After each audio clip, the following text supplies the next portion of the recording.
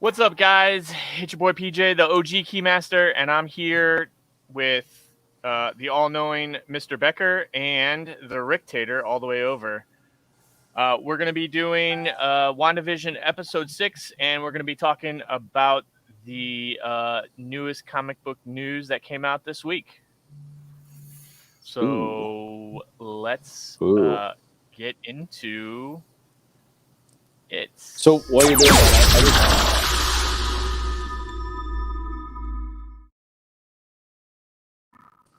That was cool.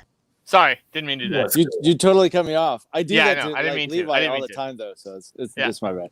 I just wanted to address that. Like, I didn't realize that I had like this Rin Tin Tin Canine Cop thing going on with what's left of my hair. So I didn't mean for it to be douchey at all. It's okay, I guess. You know. I mean, it's kind of douchey. Growing your hair out. I thought you were growing your hair out too. I thought no, it's more like mine, bro.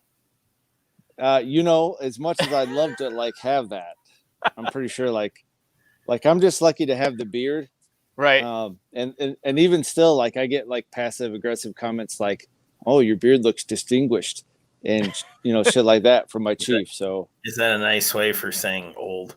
Yeah. I my chief is like 73, so I don't know if that is. I just think more along the lines of like I think that looks stupid, but I'm still going to allow it. I think that's what. I think that's what that was. I wish, like, I used to grow my hair out in hopes that it would be like straight, like PJ's hair there. No, it's very much an afro or like a very aggressive AC Slater kind of curl going on down the back. So it gets big enough that then it falls down and it just becomes like a power mullet. Yeah. That's the good stuff, man. It is not. No, it's like Troy Polamalu kind of hair. Wasn't a good look. I think it's cool. I couldn't do that terrible if I wanted to. I there's no way I could be like PJ, man. I mean, maybe when I was a kid. I had long hair when I was a kid, but this is more of a thing with me and my son. So like my son's growing his out too, and I thought it would be cool to do together. I don't know. That sounds cool. I thought maybe it was like a game of chicken. You were waiting to see who could go longer. Right. So check this out. Like, speaking of sons, just so mine can grow a beard, and not get in trouble. Apparently now, you can make your religion to follow Norse. Yeah, apparently that's a thing. That is a thing. And so I got the whole. Hey, Dad, I think I'm gonna do this so I can grow a beard. And I'm like, you're just gonna do that just to grow a beard? I mean, and then I immediately sounded like the old guy that was like, professionalism is important, and apparently the military has changed quite a bit since the old Rictator has been around. Right. So there's that. Oh, all right. So ask him, we got Bear Welton. He was in the building. We got C3 Comics. What's up, buddy? What's up? So let's get into it. This week we're gonna be talking about episode 6 of WandaVision. And then there's been we even got Money Boss in the building. Money Boss she did encourage it. She's like totally like, Army's different these days. You should totally do it. And I'm like, listen, man. So I'm gonna let you know if this is the way. If I had to do that, I would have totally done that. I would have totally changed my. Now, granted, I was in a couple different places where I was allowed to have facial hair, just because the grooming standards were definitely relaxed. Like when I was in Korea, I definitely did not. I didn't have to like report on a daily.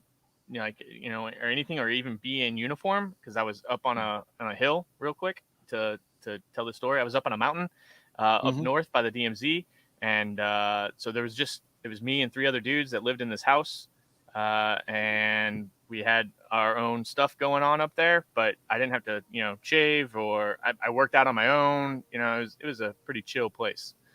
Yeah, it goes to show that you should be intelligent when you join the military. That's always a good thing. Be intelligent. Yeah. So C3 says he's chilling, watching episodes of The Greatest American Hero. Great entrance song to that show. Yeah. James Svoboda. Am I saying that I don't right? know if the S is silent. I don't know. This is the way. Hey, look, see how Money Boss does that? I see. All right, so we want to talk about episode 6. Mr. Becker, I will throw it to you, and I will let you start us off with your take. So I loved the kids' Halloween costumes. I think that was probably the very subtle nod to Wiccan. I obviously Quicksilver was so cool. A big part that I like, but I'm gonna really start off here with some apologies. Oh, and I think PJ knows where this is going. Oh yeah, absolutely. When I said that Elizabeth Olsen was in no way attractive, I was wrong. Dead wrong. Yeah, I was wrong. Yeah. I mean, that crow is tasting real good, though, right? I mean, it was almost worth it to eat that crow. I really didn't see it until she was in the Scarlet Witch costume coming down the stairs, and I was like, wow. Well, okay, I kind of get it now. Yeah. And then I watched and then it she again stayed in it the whole episode, the other which day. was awesome. I thought we were wrong. just going to get it, for 30 seconds or whatever. She was in it the whole episode. She really was, yeah. Yeah, that made it definitely worth watching, I'm going to say. Oh, yeah. But we got Kyle Benton in the house. Lobo sucks. Lobo does suck. Never really got it. All right, so go ahead. You apologize. That's cool. I've apologized. I'm glad that you are now on the Elizabeth Olsen train. Everybody gets to be wrong sometimes. That's right. For me, it's only really 8% of the time, but I get it. 60% of the time, I'm wrong 100% of the time. Hey, I got a win on Blue the other day, so I'll nurse my wounds with that. Was that an X-Men win? Yeah, it was. Ooh, look at that. I think you were driving at the time. Oh, yeah, and that would probably make a lot of sense, yeah. Mm-hmm. Which, by the way, if anybody's wondering, the airport in St. Louis is absolute garbage. I don't know. I think the one here is pretty inconvenient too in Kansas City.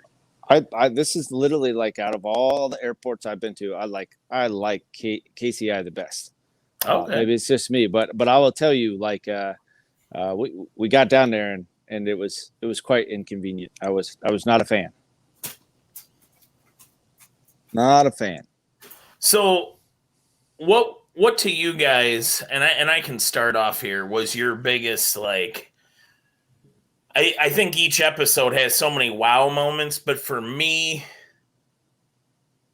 the biggest wow moment was Pietro just calling her out on all the stuff I've been kind of wondering, where are all the kids? What's going on to these people when you're not actively in charge? And yeah, she's a villain, man. She's making people suffer. She has children under her control, and yeah, that's no matter how you look at what her motivations are here, she's in the wrong there. And and just the kind of blank stares she was giving as he was calling her out, and the umbrage she kind of took to it all. My biggest wow moment was nice. God, he's so cocky. Mike, I had to be honest with you, man. I like that he was calling him out, or he was calling her out and everything like that. But I think the most profound moment there, especially since my time is limited, I'm actually in the comic shop today, but is when Vision walked by that family. That lady was essentially stuck trying to put the dang gone ghost up, and the tear rolled down her eye.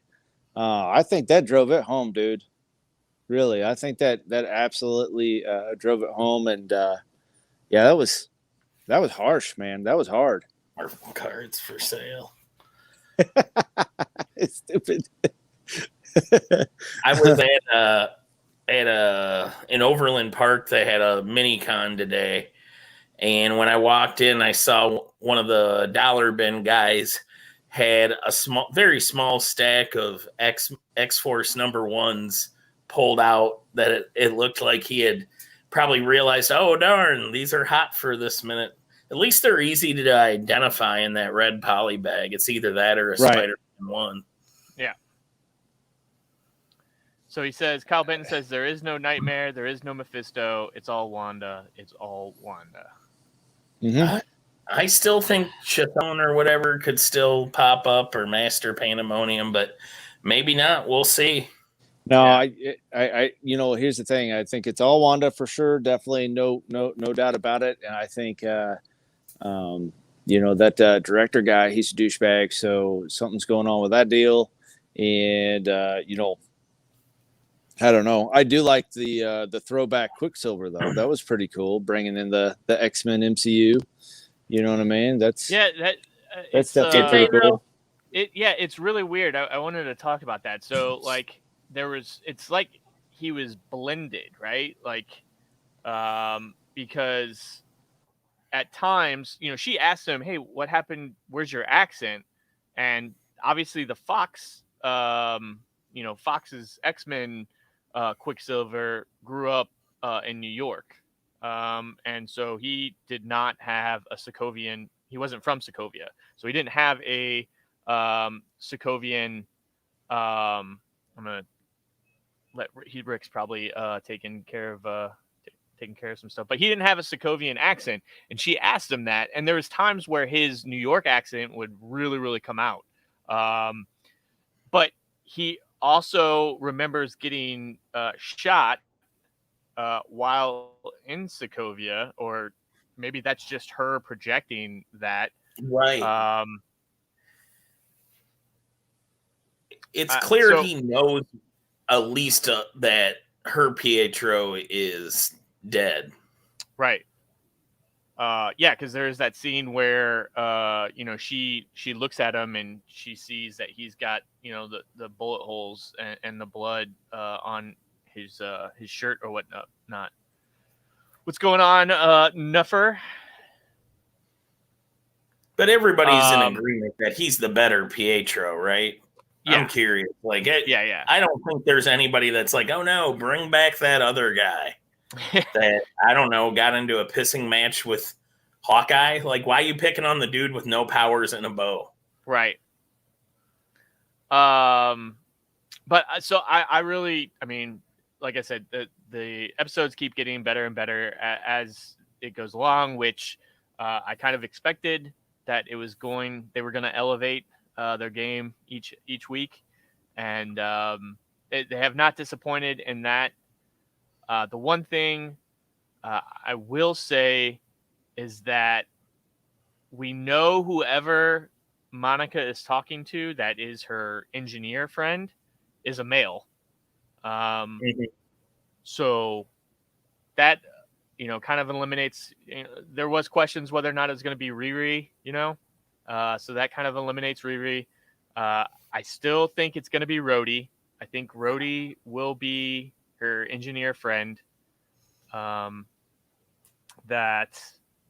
helps her out creating, whatever this vehicle is that gets her inside. Who it would be if it's not Rhodey? That is. There was other people that threw out Reed Richards. There was other people that threw out Adam Brashear, who is Blue Marvel. I know Kyle Fitz from Shield. That. I'm sorry, what'd you say? What about Fitz from Shield? Could be Fitz from Shield. I'd be interested to see if they bring anybody from Agents of Shield into this. Yeah, I'm just curious if they're ever going to legitimize that show. Yeah, I agree. I still think there's someone behind the scenes like manipulating her. Like I still think someone is pulling at her strings, allowing her to do all this. But I don't know. We'll see. The other interesting part I thought was the kids obviously get their powers, right? Wiccan and Speed. You start to see Billy and Tommy use their powers, which I thought was really cool. I don't know. I also liked that Pietro kind of threw out the whole demon spawn comment. I thought that was fun. Whenever he was referring to him, he referred to him as demon spawn. And I was like, oh my God, that's so very close. How many episodes are left? 3 episodes are left. There's 9 episodes altogether. So do you believe at the end of this, Billy and Tommy will be able to exist outside of the Hex? What are theories on that? I know you said they've pretty much got a TV deal, right? Like they're going to be in another show. Well, no, I don't think that's been like definitely been said. That's everyone's speculation is that this is going to be the beginning of the Young Avengers because you're introducing Kate Bishop in the Hawkeye series. You're also going to be doing American Chavez in Doctor Strange, apparently, which she wasn't in the first iteration of Young Avengers, but she was in the second iteration, Volume 2. You're also supposed to be getting, what's his name? Iron Lad? Not Iron Lad. What's the Captain America Young Avenger? Young Patriot? No, not Young Patriot. Patriot, right? U.S. That's Patriot? Gonna really bother me. No. But anyway, he's rumored. There's someone rumored to be playing him in the Falcon and Winter Soldier. That they're going to introduce him, and so like this is just all conjecture at this point and speculation, but that they're going to form some type of Young Avengers team, or maybe even maybe they do Champions because we know Riri's coming too. Maybe I think it's going to be a hodgepodge of Champions and Young Avengers. What they call themselves, I'm not sure. But I think what you'll essentially see is these characters or these groups kind of blended together to be one group. I don't know. That's just my thinking of it. Kyle says, I think this straight up cliffhangers into Doctor Strange. I agree. I think that's going to be the I think that's going to be this big reveal that everyone keeps, this Luke Skywalker-ish Mandalorian cameo is going to be Doctor Strange at the very end. And that's going to lead into, Doctor Strange Multiverse of Madness or whatnot. C3 says, at this point, I don't think anyone can survive outside the Hex. That's interesting. I mean, because we saw Vision exit the Hex, and then he was being pulled back in and being pulled apart. Now, do you think anyone that pre-existed before she created the Hex is it just people that was created once the Hex was formed that can't right? So I would think your Pietro, your Tommy, your Billy, your Vision. Right. Those 4 we know did not exist inside of Westview before she created the Hex. And it looks like Agatha is not Yeah. Agnes. Agnes is not Agatha Harkness. Doesn't look to be. I mean, she seemed to have knowledge of a normal MCU person. Right. I think it's her power, but someone is manipulating her to use her power, as Bryn says. I would think there has to be. Otherwise, she's going to have a lot of answering to do. Although, I don't think Winter Soldier ever really had to. He just got to say, oh, sorry, and hide out in Wakanda. Yeah, and Kyle mentions that too. I was expecting the way they made that scene look was completely different when it all played out. Yeah. They made her look as though she was this all-knowing person that once he woke her up, she was like, "Oh, you're dead," and then she started cackling like a witch, and she's dressed as a witch, and they totally, I mean, they had us hook, line, and sinker on that one. And she claims to have been from Westwood or Hull. Westview, right? Because he even says, how did you get lost in a city that you've lived your whole life? Kevin says we also saw Zombie Quicksilver for a second. Yep, just like we saw Zombie Vision, and that kind of freaked Scarlet Witch. That's freaked Wanda out a bit whenever she looked and saw him. The other interesting, she attacked him. Whenever he said something about him being dead, about Vision being dead, how you can't save your husband twice, or you can't kill your husband twice, or you can't die twice, or something like that. And she turned around and just blasted him, and pushed Pietro away. So, C3 says, yeah, none of the dead people can exist outside. So he's going with no one can exist outside of the Hex. I never thought Agnes was anyone. Man, I for sure the way they played it off with her being, kind of the mentor in the show, like she's in every episode.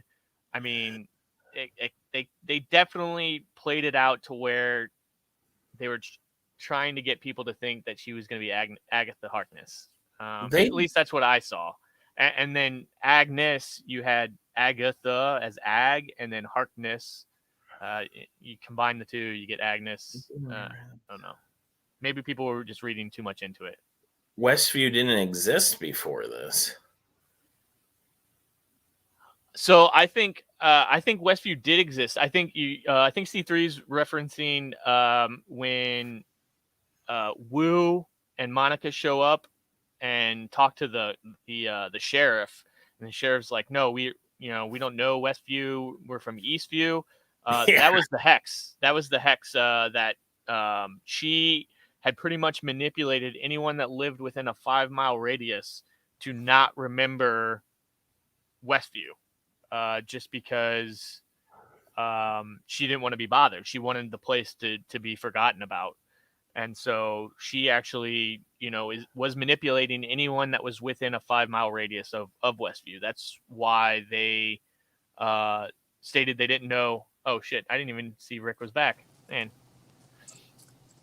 Sorry about that, buddy. How long you been there? Oh, just a couple minutes. No big deal. Okay, my bad. I was in there. I was just talking away, not even look. I just looked down and I saw your video back. Yeah. I was listening to you. I felt like you had some great views. Yeah. So you know what you're doing. I'm just, I'm just here. Yeah, just here. Let's see. Bryn says, what do you think about Pietro being fully aware about what's happening and not having his mind wiped like Vision?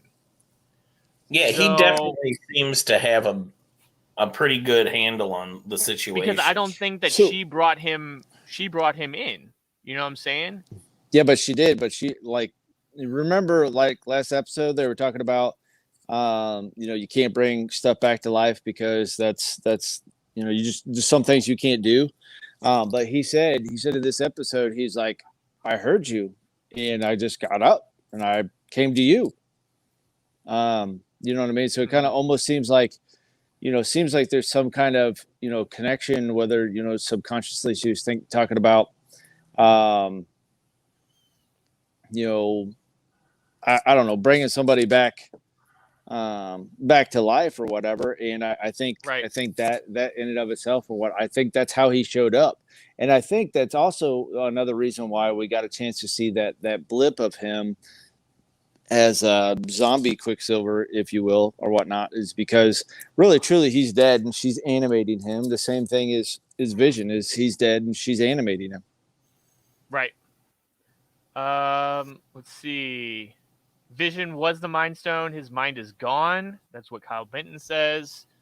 I could see that. So everything that he was in the Mind Stone, and once that was removed, all his memories and everything, his soul essentially was the Mind Stone. Like that. Yeah. So the hard drive was pulled, man. So he don't have any. You don't know what's going on. But he's starting to put together. Yeah, Bryn says there's others in the hex, like the guy at the Vision's office who are also mind wiped. They don't seem mind wiped. Everyone else seems like they kind of know what's going on, but aren't mind wiped. I mean, even Agnes was like, "Hey, she don't let you leave, bro. Ain't nobody leaving." Yeah. But oh my God! Look who we have in the house. We have Mr. Jeff Edwards. Shaw? Oh my God! Jeff Edwards? Oh my God, Jeff Edwards! Oh my God! What's going on? My hair's not even right for you. Can you guys hear me? Is everything good? Oh yeah. Yep. Oh yeah. Yeah, you're all good. What's going on, fellas? Well, oh my God! We're just excited. You get to join us this week. Yeah, like no doubt. It's crazy talk. I've been watching every episode. I just haven't been able to get away from the table. No, dude, you got to make that money, man. Oh man, yeah, it's intense around here. Real quick, if people aren't subbed to Jeff, you got to. He does a live stream. Do you only do it on Saturday nights?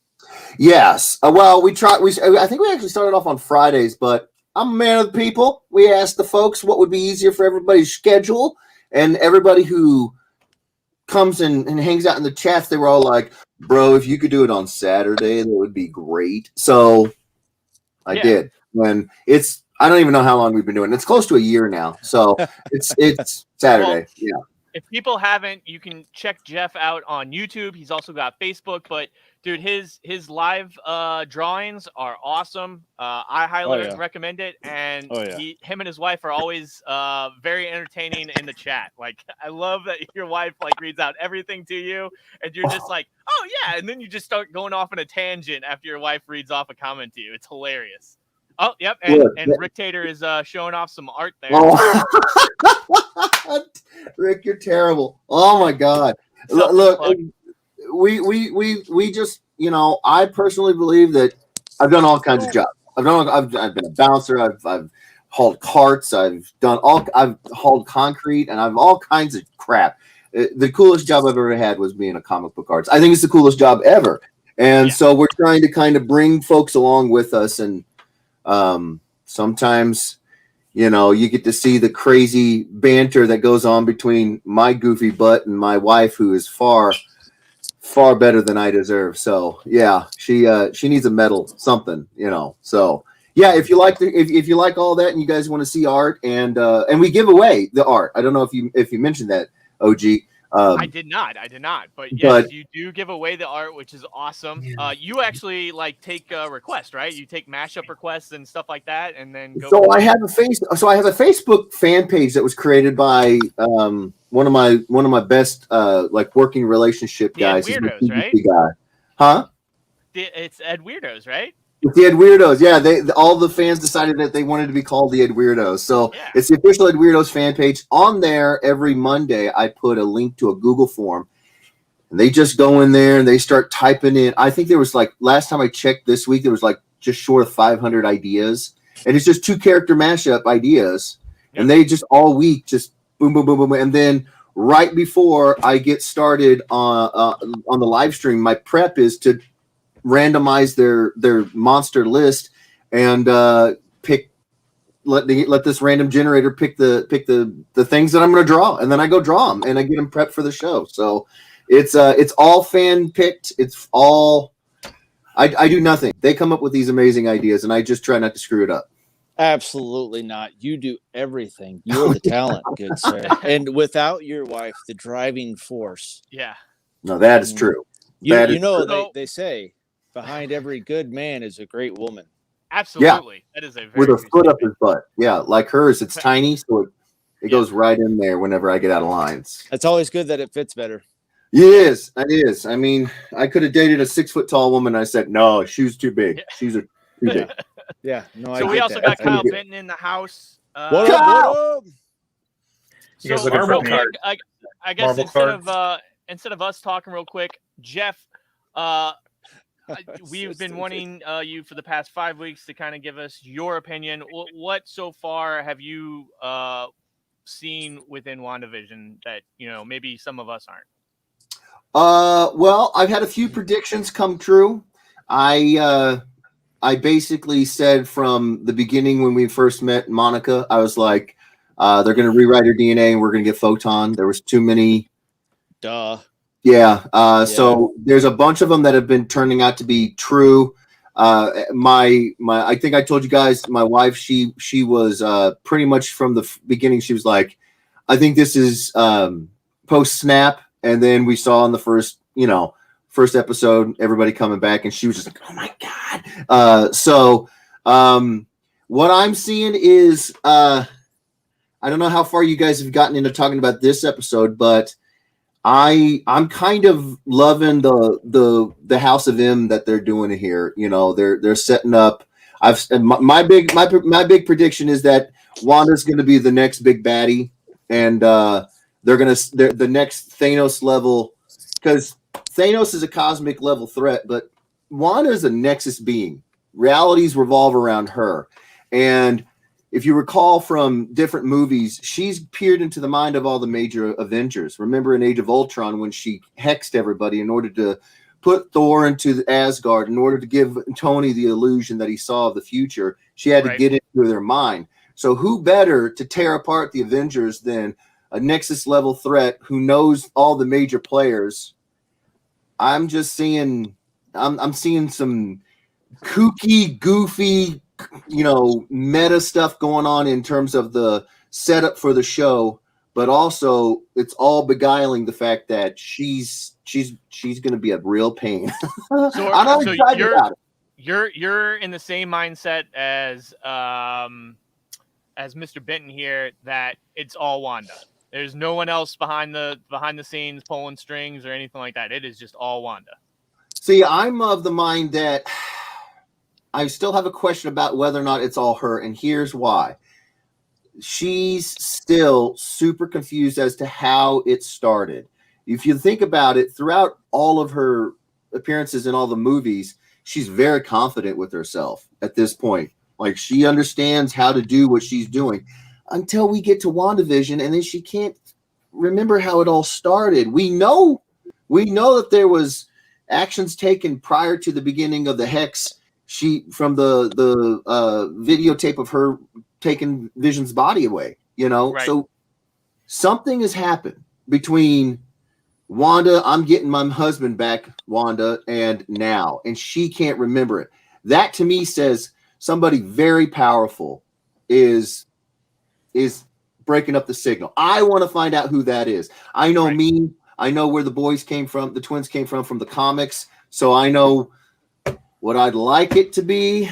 I think that would be sick. But I don't know if everybody knows. Does everybody know what I'm talking about? Throwing hints out there. You know what I'm saying? Like, to me, like, they don't just throw stuff out there like that, for it to be nothing. Right. You know what I'm saying? Like, there's a purpose and a reason for every word that is said, for every scene that is shown, how it's shown. Like, they are that meticulous in how they do. They don't just throw that stuff out there. Right. No, that is my thinking in all of this. Like, I'm telling you guys are just like firing Benton up, dude. He's standing there, he's silent, he's ready to just come in and one punch y'all. Yeah, like he's gonna come in get in here. Boom. Okay. No. I'm in the middle of a Lord of the Rings marathon, and I took a break to come here because I have problems with you people. Nothing has been a clue. Like, nothing that you've seen so far in the show can predict anything that it's turned into. It's just fan service and Easter eggs, and there's nothing wrong with that. But they don't care that you know where they came from in the comic books. It doesn't matter. And And if we want to say, like, what set Wanda off, like, why would she have gone off the deep end? We already saw it. They had Vision in a lab on tables disassembled.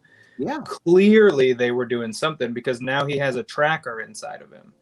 I think that they were either reassembling Vision or I don't know. I'm not so sure that Shuri didn't fix him at the very end of the battle because she's Tony Stark smart, and she told him she could fix it. And if you rewatch that scene, she moves, like it looks like she disconnects all the dots, and then he goes off to fight. So I'm not thought they were opposed to tracking the the vibranium. I didn't think they had a tracker in him. Well, I'm with Booker on that one because it's simple. I mean, if this is such a rare metal, it'd be pretty easy to track the metal. But there's nothing saying that there isn't also a tracker. I mean, they had him in pieces, laid out all over those tables. And he's a robot. And he's a robot, right? Right. My weapon observation response. Yeah. I believe it's a synthezoid, guys. I believe it's a synthezoid, guys. Sorry. I'm so sorry. I'm so sorry. Excuse me. So apparently I guess from the sounds of it, from the sounds of what the description was that they were thinking about having at the end of Endgame, I gotta bounce, guys. About having an Endgame. Hi, Rick. I don't know if he's gone, or I guess gone.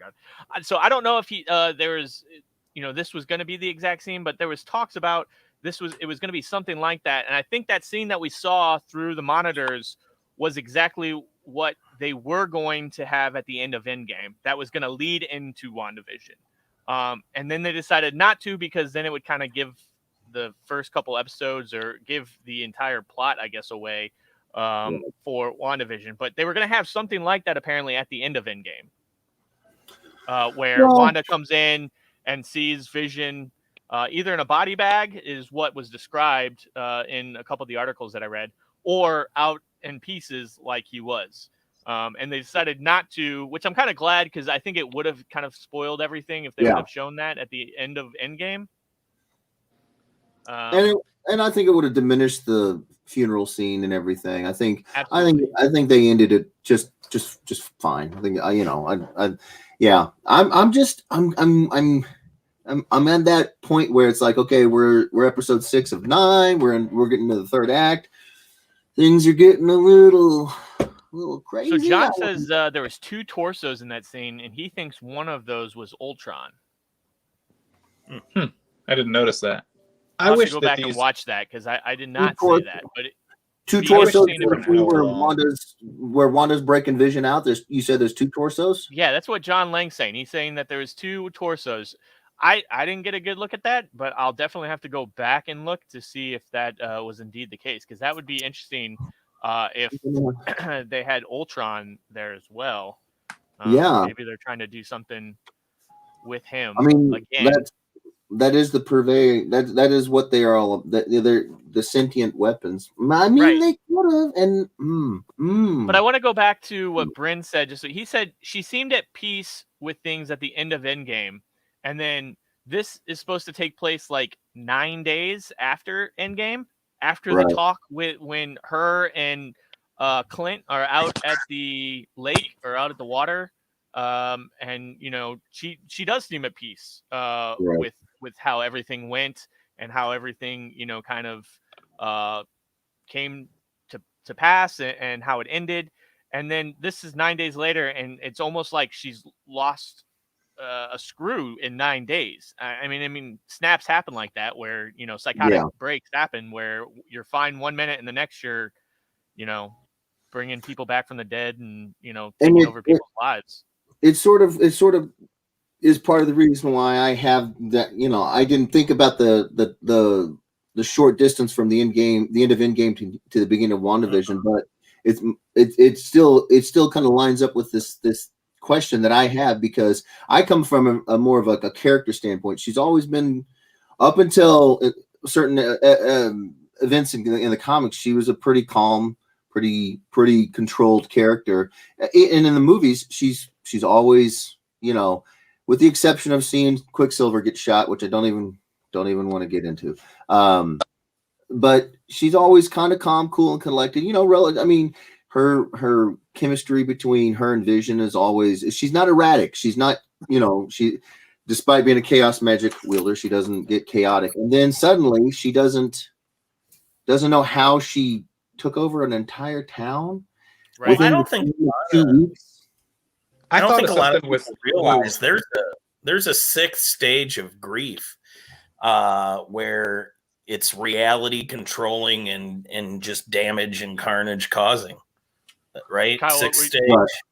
what were you gonna say, Kyle? So you remember Wu was there to look for somebody that he was supposed to be looking after or it was whatever? an FBI person. It was a person in witness protection. Right. So if she violated the Sokovia Accords, wouldn't she be under the same house arrest stuff that Scott Lang was? As far, but you're saying she violated the Sokovian Accords because she brought Vision back? No, before all of that. Like when Lang was under house arrest. She was a fugitive. Right. She was a fugitive with I think it's her that he was looking for. You I think think- Wu was looking for Wanda? I think she might have been hiding out there pre-in-game stuff. I think Wouldn't he have said that though? Like I don't. It seems like Then the mean, person they that he's were looking for has fugitives. got to be somebody that's in the town.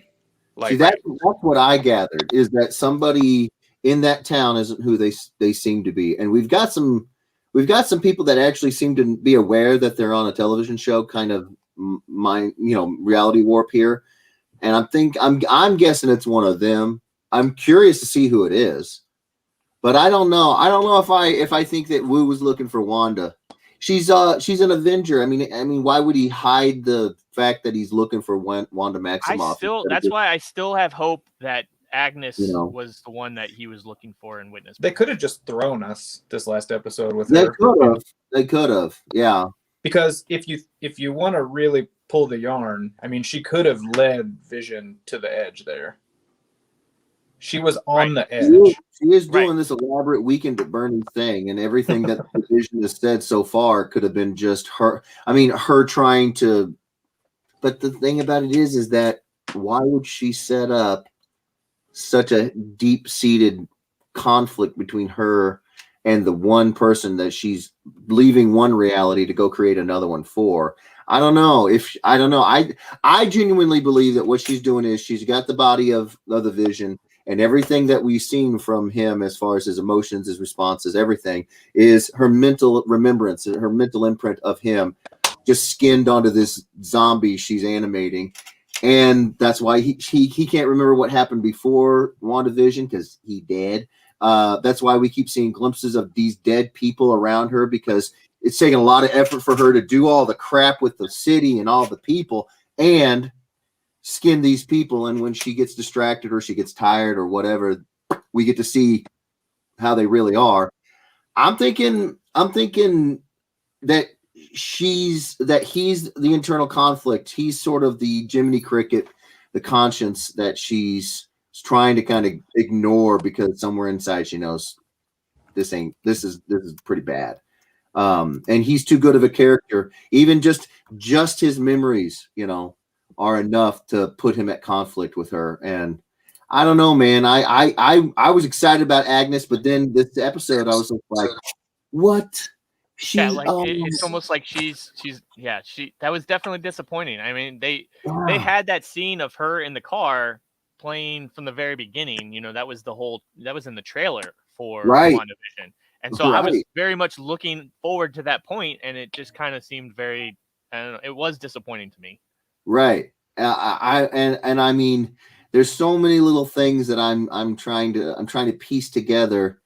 Why, for example, why the Vision still has a Mind Stone in his head? He shouldn't. I know it could be as simple as she just remembers him with the Mind Stone, but I don't know. There's so many other little Easter eggs that have been accurate to how people look. Because when they come in with modern day everything, name tags, everything, every little detail, and then it's filtered into whatever era she's currently creating. Correct. But why would he still have the Mind Stone? Why wouldn't she just change it? I don't know. It's little things like that, and Agnes, and it's getting me. What do you think this commercial was? Ooh, that's another good. That's another good topic. So I definitely saw it, and this is another callback to Mephisto. In my part is that he was granting her something, the illusion of something. You can have this if you really want it, if you use your magic. However, you will struggle with it and you will never actually get what you want. It was a temptation thing. And you will sit there and you will strive to have something that you want, but you'll never actually reach it. You'll never actually get it. And I'll tempt you with it. It was like the devil tempting you with something. And that's totally what I got. And that's another thing. But that's how I saw it. I don't know if that's necessarily. The shark said he used to be hungry too, right? Right. Right. I used to be like you. I used to be hungry all the time. Yep. Sorry, guys, just to interrupt real quick. I got to bounce out. I had something come up. So you guys have a good one. I'll watch on my phone. Awesome. See you, Mike. Hey, bud. Yeah, I thought that was I don't know. That's what I gathered from it. I definitely gathered that it was a temptation thing. I will give you this, and it will satiate you for a limited time, or the illusion will satiate you, and then but you'll struggle with it and never you'll never get what you want, and I will ultimately win. Right.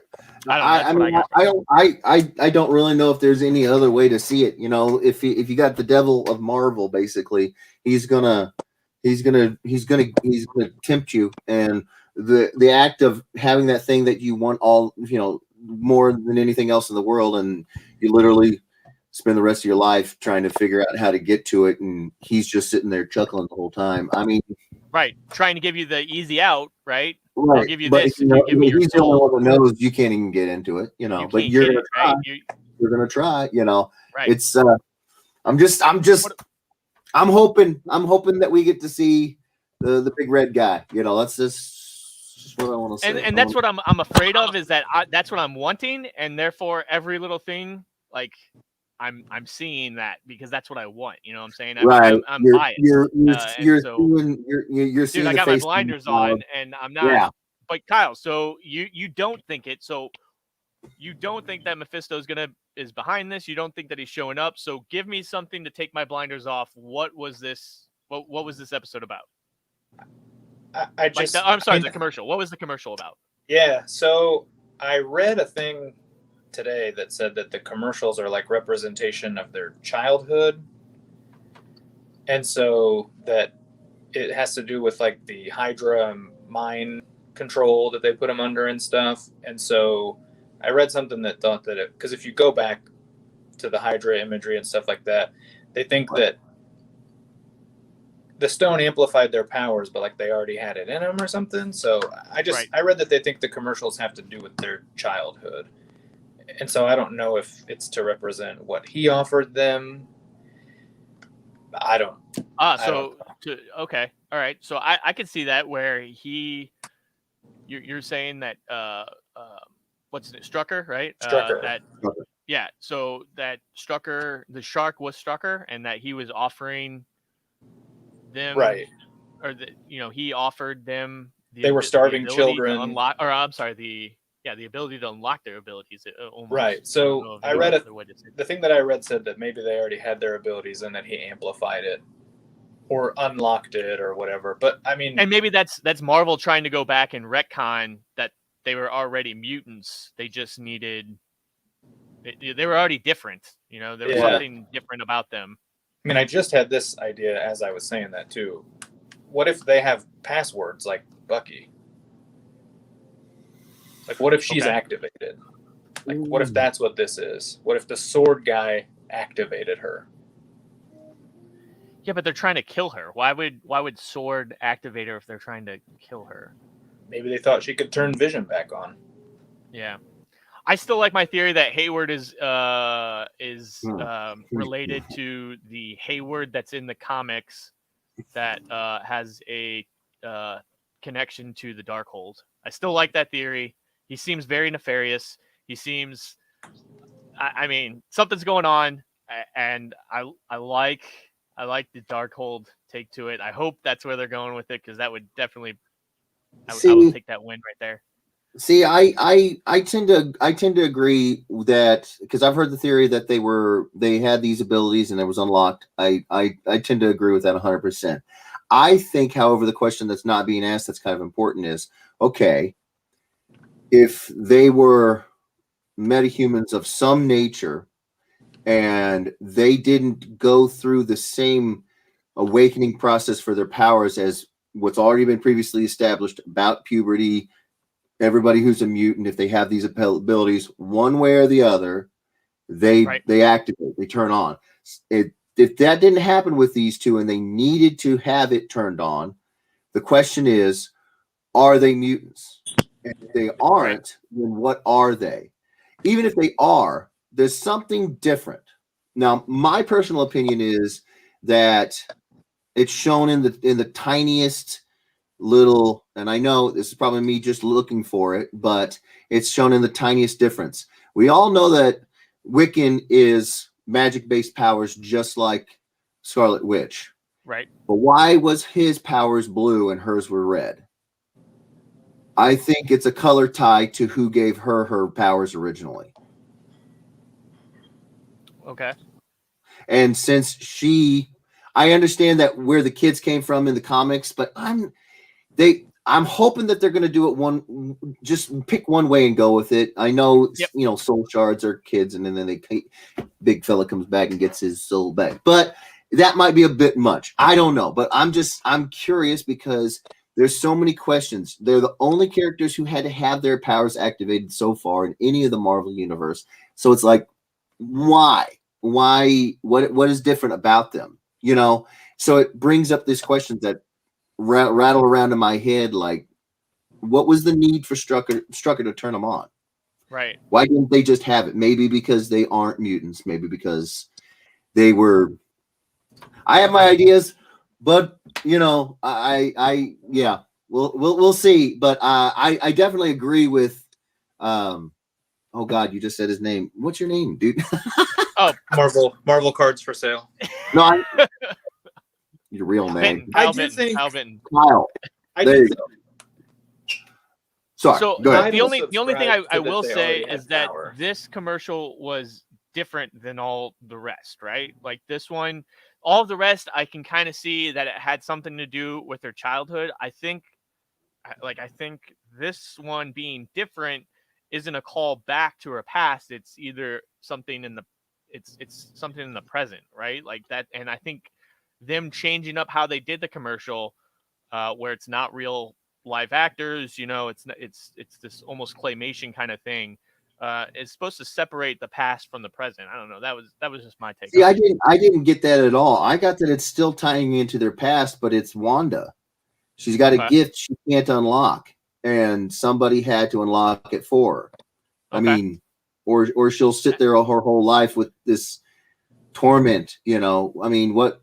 It's a win-win for Mephisto. If he were the one that were to give her these powers, she doesn't know how to unlock it. She'd have this constant gnawing her entire life. Or she does somehow unlock it, and then he's got another chaos magic wielder that he can mess with on the same level. If not, she would eventually go on to be more powerful than he is. But you know what I'm saying? I think it's I do think it's still a callback to the childhood. I just think that with the claymation and everything, they were doing the Malcolm in the Middle. They were doing the 90s. I think visually it was just a tie into the era that she's projecting right now. But yeah, I know. I mean, I got a feeling that by the time we're done with this show, we're all going to be going back to episode 1 and going, son of a, it was right there in front of us the whole time. It's so much. What I did notice too is she didn't know that Vision was in pain. Yeah, Wiccan was connected to him, not her. Wiccan was connected to him, and Wiccan was the one that could sense that he was, in pain and outside of the bubble, essentially. He could of see through his eyes. Right. So And I thought that so was kind of cool. I'm wondering if this is sort of what we're seeing Wanda do is how she was, because I know that in the comics they had the Maximovs, and then it was Magneto and Hilda, but at the same time they've changed so much of the characters from the books to the shows and movies anyways. I don't see why they couldn't say, I mean, I don't see why they couldn't say, if they wanted to, that what Wanda did to create, because they made clear these boys are not they're not New Jerseyans that have been reskinned. They're her actual babies. So there's nothing to saying that as a chaos magic user she couldn't just create 2 new life forms.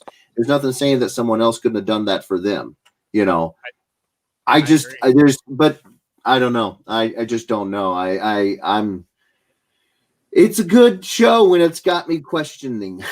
I mean, it's supposed to keep you coming back, right? And I think they do. They're doing a good job of that, of making you come back, because they've left so many. They leave so many questions unanswered until the next week. And it makes you come back. Right. So we saw her. Oh yeah, go ahead. I love that. Like you guys pointed out, I love that Wiccan was using magic, but he was his own abilities, his own connection.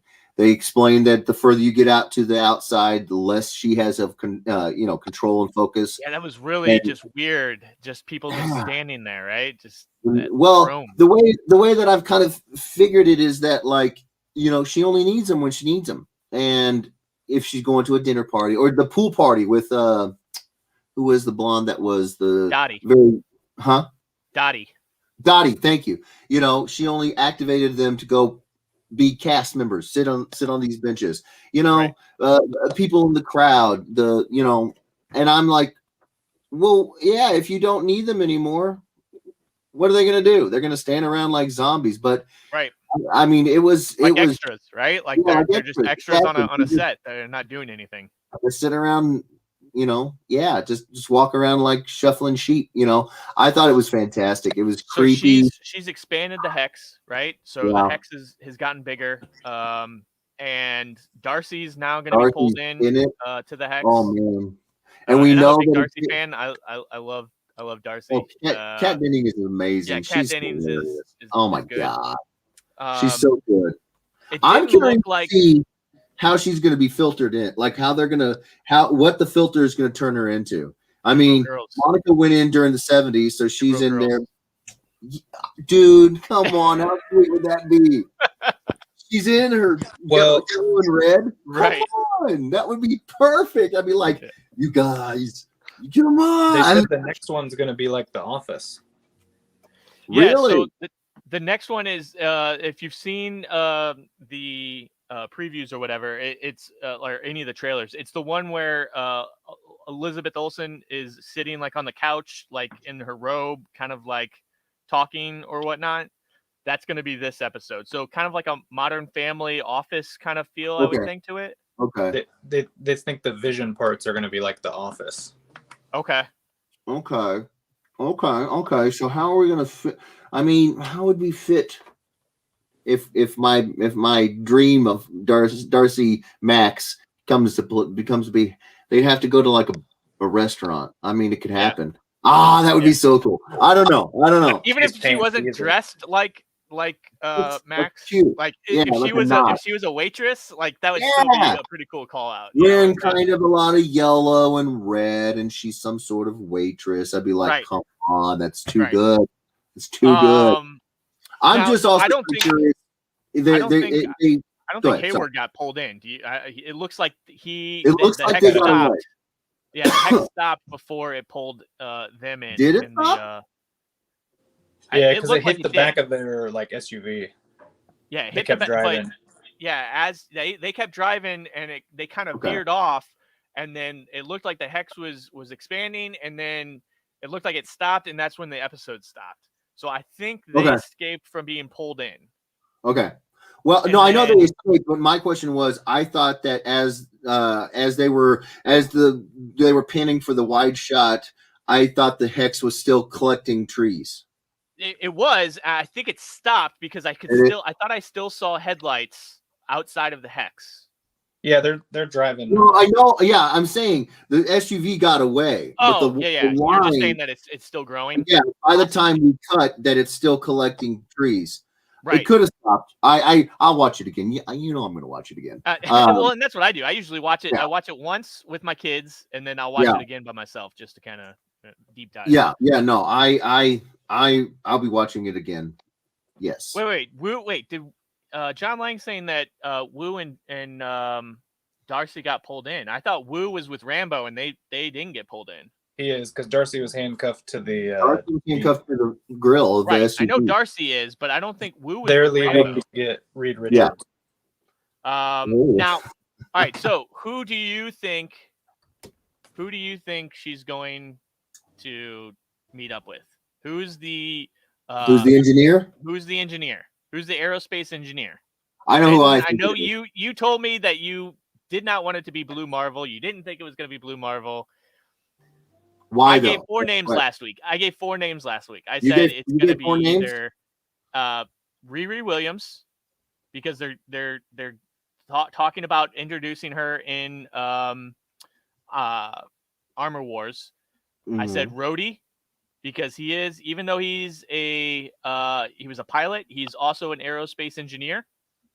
I said there was a possibility of them doing Reed Richards now. Okay. Or I thought it was going to be, is it Adam Brashear? Is that who Blue Marvel is? Adam Brashear? I think that's his real name. So you're picking one of those 4. I'm thinking Rhodey. Rhodey's my all in. I'm all in on Rhodey. Like that makes the most sense to me. And Kyle, you don't think it's going to be Blue Marvel? 0% chance. Even though he's holding like 10 like freaking Blue Marvel books. I would bet my X-Force #1 Deadpool card on it. That's like $500 right now. Well, that's good right there, bud. I bet it's Rhodey or Reed Richards. Yeah. Okay. What do you think, Jeff? What I got 2. What I want and what I think they'll do. Thanks, man. What I want is Blue Marvel. Okay. But what I think they're going to do is set up the reboot for Fantastic Four, and it's going to be Reed Richards. I don't see why they wouldn't. Talk about an opportunity to go from one hit show and lead into. Think about it. Does Marvel ever not set the tracks up for something bigger in the future by a current project? Absolutely. They always do. They always do, and it's fantastic. You can draw the line. You can draw. It's amazing storytelling. So when unless they've got some sort of hidden Blue Marvel property that they just are sitting on and not talking about, which I don't know why they would, because holy crap, why wouldn't you put that out front and center? Right. I just don't see. I see Amadeus Cho. That's not a bad idea. That's not a bad idea. But the problem that we all know is that Amadeus Cho ends up going Hulk, and we have a successful Hulk character. Yeah, but he's an original. Like, it seems like all of the OG cast are kind of fading away, right? And they're making room for the new set, right? So you know, Thor. I don't know if he's gonna last if Thor is gonna move on to somebody else, or if this is just a one and done as Jane Foster Thor, or what. See, I'm not getting that they're going away at all. I'm getting that. I mean, you look at some of the set pictures of Hemsworth, he's jacked as all get out. I'm seeing that what they're doing is if Marvel Phase 1 was to establish all the characters, Iron Man, Cap, boom, boom, boom, get you invested in them, then they come together for an Avenger level threat. They defeat them. Huge losses are had. What else are they going to do but go back to the individual stories? And right. I mean, Thor, Jane Foster makes sense. I'm thinking that what's going to happen here is they're going to go back to the individual stories, and therein we're going to get connections back to. We're going to call back to Wanda's, the seeds of Wanda becoming the next big baddie. And I think that also, because if they kept it with the Avengers, right, you couldn't have Avengers #2. I know there's 2 Avengers movie, but we'll put them together. Avengers #3 then. Avengers #3, and then competing in the same summer or the same release cycle is Thor, Love and God and Thunder, Love and Thunder. Love and Thunder. Love and Thunder. People are going to go to Avengers. They're not going to go to the individual character movie, right? So I think that what they're saying is, let's go back to the individual movies, the individuals. So I don't think that we're going to see them going away as much as we're going to see them. Like, they're all going to be Avengers. They're all going to be welcome, but I just don't think that they're going to need to. I think that the Marvel Cinematic Universe understands that the giant catastrophic events can't be done back to back to back to back to back to back to back. We gotta have. Let's go back to. You mean like how Marvel Comics events are, where they're literally like you roll into another event. It used to be you'd have one event a year, maybe every 2 years. Now it's like you got. What are you talking about? In 1 year. What are you talking about? God, yeah, exactly. I think that they are learning that lesson because, and the other thing is like you might be able to get away with the constant cataclysmic, gigantic events in the comics because they come out every month. These movies don't. People won't remember the hype, as fervently as if you build a story. Then they go back because it's that episodic thing. I know movies aren't episodic, but part of the episodic cycle is you get that downtime away from the consummation of the product, and then you get to chew on it for a while. Well, the MCU, the formula behind the MCU, it was almost episodic. You know what I'm saying? Really it was where it followed, and you felt like you were watching. Episode 1, Iron Man. We're going to start you off, and then every single property thereon, they always call back to Iron Man. Yep. It's always this huge railroad track laid down, and it just is colored red and yellow with an arc reactor. It's just, and we're going to keep coming back. We're going to keep, and I think that they're going to start to do that with different railroads now, but the way they do it is to not have the big catastrophic event movie. Go back to something relatable. Go back to the one character story. Find out we found out what is at the heart of Tony. Let's find out what's at the heart of all these other characters, and it won't impede upon the opportunities that Marvel will have to start new lines, new railroad tracks. And I mean, like I said, they're already talking about doing Fantastic Four. So I think that the engineer, come on, I mean, and they kind of said that the only reason why I hope it's not is because when Monica was it episode 3 or 4 or whatever, when Monica, after she got, when they did the episode where they kind of explained Monica's backstory, and she came back post snap, and then she entered Sword, right? Her and Hayward were talking, and they were talking about how Sword isn't necessarily in space anymore, but that they had lost some astronauts. And I thought by them saying that, they could totally do something with that as far as the astronauts that were lost could be, the Fantastic Four. I don't see why not.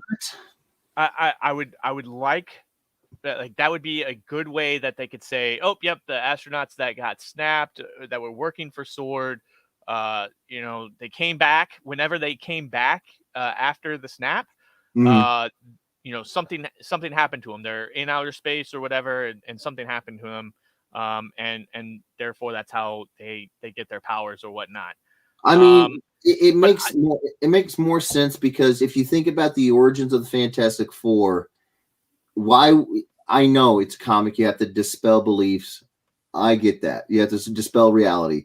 But why are the only people in the space shuttle going and getting hit with all these cosmic rays? Why are only 2 of them qualified to be in space? Right. So if you could find a way to explain a foursome of people are supposed to be in space because they're trained, they know what they're doing, right? They're part of Sword. You know what I'm saying? Maybe They're they part of weren't. They were Sword. Sword agents. They're sword agents. Right. That to me is a really nice bridge. You know, we gotta explain why there are 4 completely different, and two of them are a brother and sister. Come on, you know. But if we can get the spirit of it in there and explain it to where there's a reasonable explanation for 4 engineers all in space getting hit with cosmic rays. I mean, this to me, it's a nice, comfortable middle ground kind of origin story for the Fantastic Four, and it would make sense that the lady whose mom built Sword might know one of them. Right. Yep. So Kevin says, did Wanda save Darcy? I mean, I definitely think I don't think her, you know, Darcy going into the Hex is going to, like, I don't think she's going to harm her or whatever. Right. I did find it funny that all of the Sword agents became clowns, Right. and mimes and shit like that. I thought that was kind of funny. Right. I mean, it just, I think it harkens back to them being, you know, Romani and right. And, yeah, right. It's fantastic. You had, I want to get back to something you had said.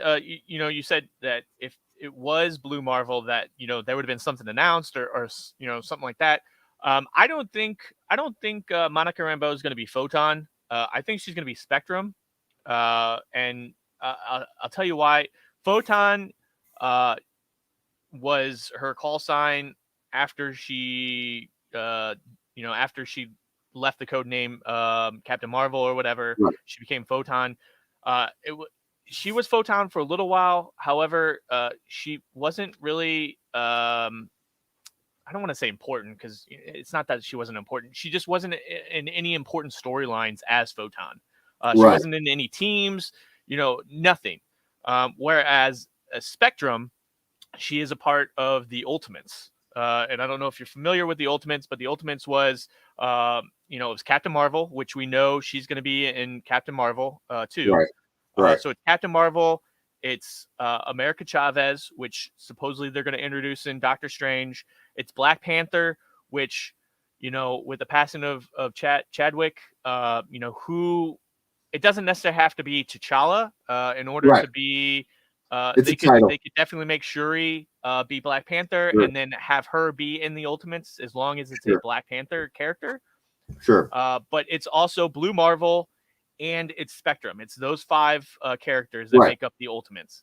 And so if they're talking about introducing America Chavez, maybe she doesn't go to the Young Avengers. Maybe she goes to the Ultimates, because they've got Captain Marvel, they've got Monica Rambeau now, they've got Black Panther. Whoever they decide to, whether or not they recast, or if they decide to hand the mantle off, I hope they hand the mantle off. I hope they don't recast. I don't explain everything.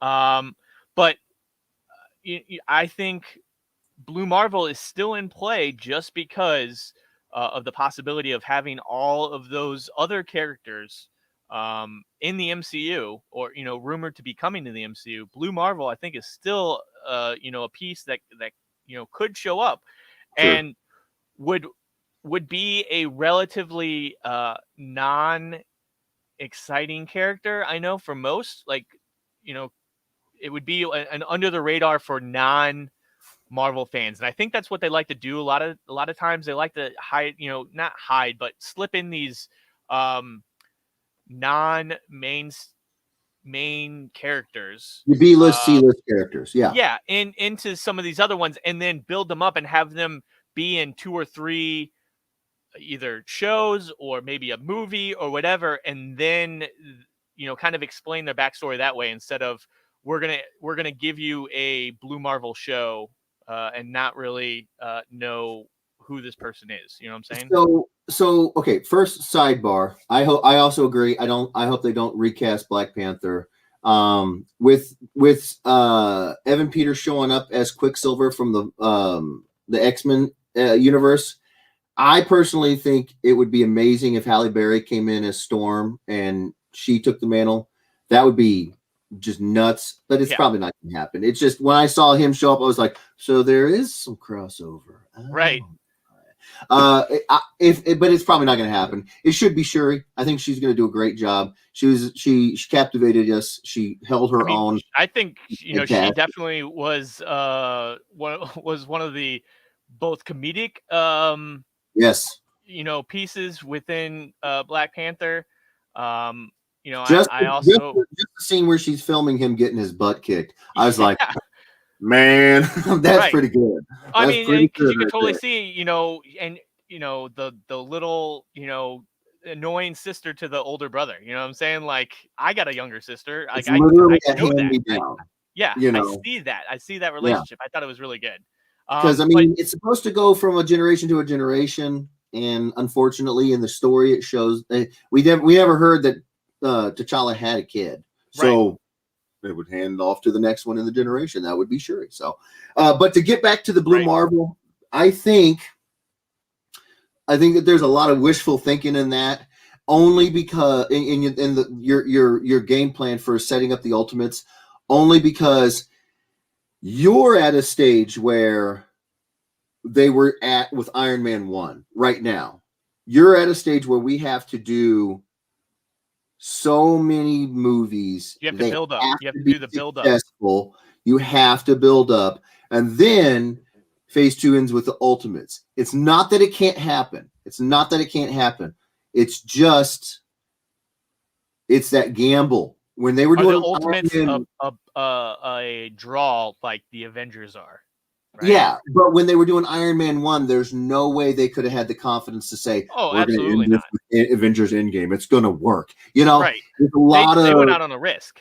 Yeah, huge risk. Which I find funny that Iron Man was their lead-in, because if you remember back to the 90s, right, with the cartoon, shared universe, Iron Man was the first cartoon that they did back in the 90s to kind of kick things off.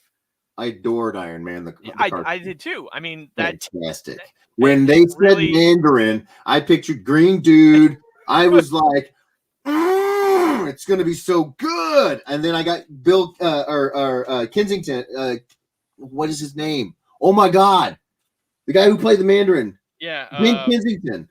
Yeah. When they cast him, I was like, even better. Just paint that dude green and give him a beard. Right. It's going to be amazing. Right. So. And speaking of which, I know this is a little bit of a sidebar, but can we just all agree that one of the greatest crimes that's ever happened in any superhero movie is to cast Willem Dafoe as the Green Goblin and put him in a Power Rangers helmet? Man, what? Yeah, you paint that dude green, you slap a purple hat on him, and you just let him go. He's got that face. Yep. He's got that face. And so that's why, I do my occasional. Instead of going over the top, if they would have made that realistic and, like you said, just use his face, that would have been killer. So I want to, real quick. Imagine him as Mephisto. I'm just going to say, if I could cast it, paint him green or paint him red. See, I'm still Green Goblin. Paint him red. Yep. Give him some crazy hair. You're done. Let him go nuts. Right, you keep it a realistic, realistic face, structure. Don't add anything. He's got the perfect. He's got the cheeks. You know what I'm saying? The cheekbone. And he's so intense. His facial, his face, like his mannerisms and stuff. His face that makes me think he's got like double muscles and because it's all man, just paint him red. Just paint him red. So. Real quick, we were talking about possibly Reed Richards, but that kind of like spoils the them in outer space when the snap happened. What if it is Victor, Doom as the engineer? What if he's the engineer? What if they introduce Doom? See, now I don't see any reason why that couldn't happen as well. And considering that Victor Von Doom has all the tech, but he's also got immense powers and magic, it would tie in nicely with one of the themes running through WandaVision. I don't see why not. The question is, at the core of the character, he's still a dictator from Latvia. Right. Why would he want to help this? Right. Yeah, why would Monica Rambeau, a sword agent, have him on the speed dial? And why would he want to help? I mean, he could. And she totally, whenever she was like, "Oh, I know someone," and started like, she had that, like, I don't know, maybe she was keeping on the down low a little bit. Yeah, she was, and it could be that he comes to the aid if he gets something out of it. The question would be, what could this? Because so far we know very little about Sword. We saw the hangar bay, we saw some of these Easter eggs, but we've been basically only led to believe so far, focus on they captured the Vision's body and now they got to get it back. There's not much that's been introduced or even hinted at that somebody with the characteristics of Dr. Doom would be like, I want that. Right. You can trade services. Because he's got to have a motive in order to get involved in this. There's got to be something for him. That's just he's how very self-centered guy. He's not a selfless He's not person. He's not doing any adventures pro bono. No. Right. No. Right. So the question would be, why would he show up here? Man, Kevin Dukes is coming with some fire questions real quick. I want to address those, but real quick, Jeff Malott, we were talking about Black Panther. He thinks Killmonger can come back. Michael B. Jordan, I like his characters. I do. I don't know if I want to see that happen. You know what I'm saying? I don't know if I want to see them bring him back from the dead to do this. Even though that's happened in the story, that's happened in the comics. Yeah. I don't know if I want to see that portrayed out on the big screen. I think the ending of Killmonger's character was very poignant. Yeah. It's resurrections work best if there's business left undone, or if the death was unsatisfactory. I don't see business being left undone. He fought Black Panther for essentially what he thought was respect on the title, and he lost. And then he died, and he died with dignity. I mean, to bring him back, you'd have to bring him back with the premise that you're going to bring him back and then do better than that. Right. But I don't. Yeah. Like, do you want? But I don't know if that would. I don't know how they pull that off, especially when you have such a perfect explanation for passing it to Shuri. It's just. It's a cool idea. Obviously, it's been done. But just because we're doing it, they've done it in the comics doesn't mean it necessarily should be done the same exact way in the movies. I mean, you got that backup. I know. I guarantee you, when they cast the movie and then they ran with it, they were like, okay, well, we'll see how it shakes out. We still can bring back Killmonger. We can do this, and then of course Chadwick died, and then they were like, okay, well, now we really got to figure out. I think that they had options, but really, I think the best option that they're most likely to go for is Shuri. I mean, it's a cool idea. I just don't know if they're gonna. It's like doing a RoboCop reboot when the first two were fine. Why bring them back? Right. So is Agnes the fortune teller from the beginning and the true manipulator, or a simple bystander? We talked about that earlier. I'm hoping that she is the one in witness protection. And maybe that explains why, he was like, you've lived here your whole life. How did you get lost? Like, I think the story is that she's lived there her whole life, but really she was put there, by witness protection. I don't think she, that's what I'm hoping. And maybe that's why her name isn't Agatha, dude, you wouldn't believe how stupid sometimes whenever you get name changes and stuff like that. They mash names together. Right. You got Agatha, you got Harkness, Ness. You put it together, you get Agnes. They're like, oh yeah, your name's gonna be Agnes. You know what I'm saying? Like, it's not. That's why the name changed. Big leap. Yeah. Right. The reality of it is, everybody who's had the hex trance removed has instantly burst into explanations of fear, pain. She was laughing. She wasn't. She didn't cry once. Even the lady hanging the clothesline, you saw the single tear creeping through the mental conditioning that she was under. Agnes was maniacal. Yeah. And I'm thinking to myself, this woman, I mean, she's one of the people that knew that it was a comic or a comic, a show. I can't help it. And Right. And so I'm just like, I think that there's more to it. Truthfully, I keep alluding to the idea that somewhere between the end of Endgame and the beginning of WandaVision, Wanda lost track of how she got into WandaVision. I think Agnes is the reason. That's my entire that's my theory, is that because in the comics, she's a mentor to Wanda. I think that she understood what Wanda was going through, and somewhere along the line, she pushed, she helped, she motivated, whatever it is, Wanda to deal with it. She probably didn't know how Wanda would handle it. Probably couldn't have predicted that it would have gone this way. But then that would explain why she's constantly there. Who's always there to give them exactly what they need when something crazy happens. Right when it happens. Right when it happens. Dinner party shows up. Who shows up with a full buffet? They get a dog. 4 people. I just happen to have this left, this made for 4 people. I get a dog.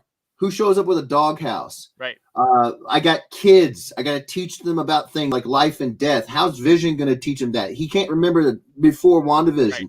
So what happens?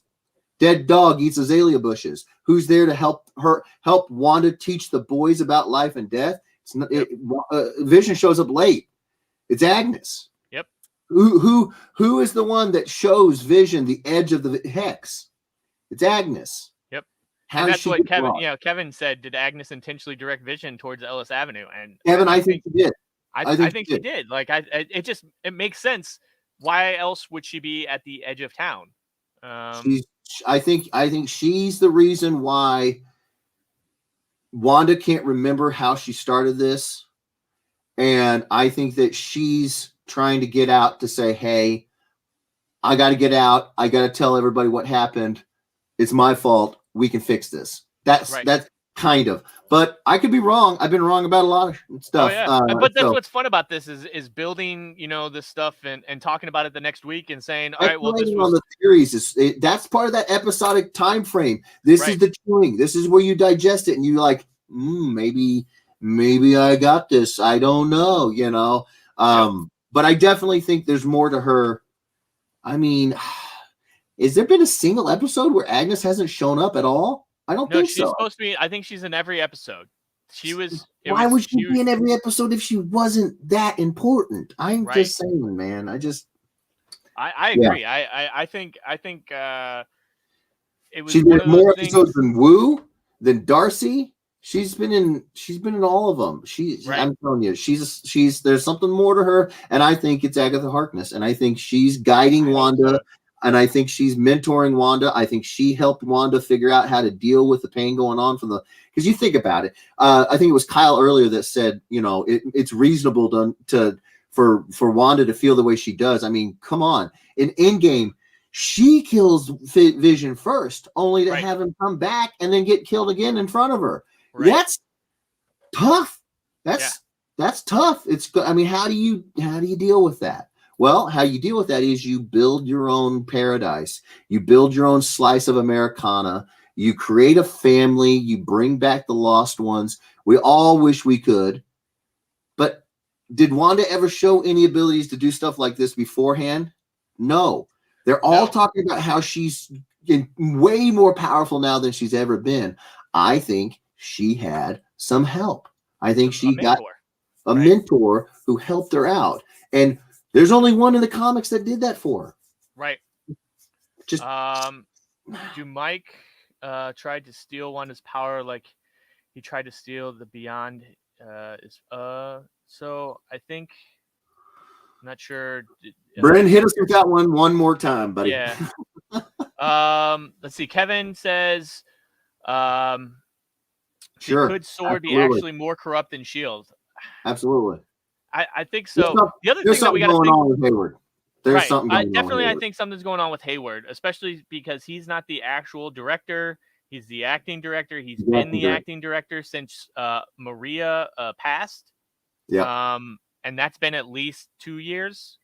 With the implication being that he's interim and somebody else is actual. And if that's the case, why haven't we seen them? I know there's been some big things going on, but I'm telling you, if I think, yeah, there's something going on with him. Why were all his degrees in his office? Why were they all hex shaped?